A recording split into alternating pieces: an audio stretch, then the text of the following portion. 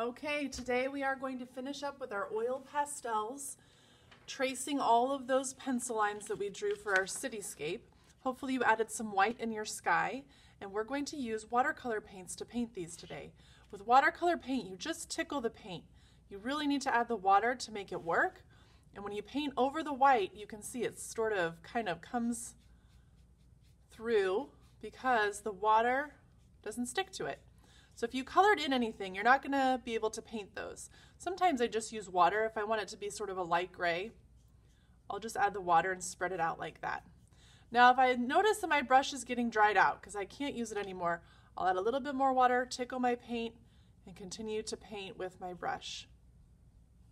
I'm using the tip of my brush to make sure that I'm keeping it happy. I'm going to add a little bit more water. If I don't have enough water on my brush, the paint won't go on smoothly. So I want to make sure I have enough water. Sometimes I just add the water and then it goes on nice and smoothly. And you guys will have messy mats. Now when I want to switch to a different color, I need to make sure I give it a bath. Rinse it out, just wash it, wipe it on the side of the bowl so you don't splatter your painting or someone else's painting. I'm going to add, I think that's black again. Add a little bit of purple, tickling, and I'm just going to go right on top of my black. Kind of gives it that eerie looking sky. And then I'll go on and use another color, maybe a different color. I'll keep using my purple. Maybe I'll paint around my windows. Maybe I'll paint right over my windows. I can do that too. If I decide that I want to paint right over them, that works because the oil pastel still shows through. So I still see this green color with my paintbrush. Now you notice I colored this window in, so when I paint over that, the paint won't stick to it. So I still see that yellow color. So think about that when you're using the pastels.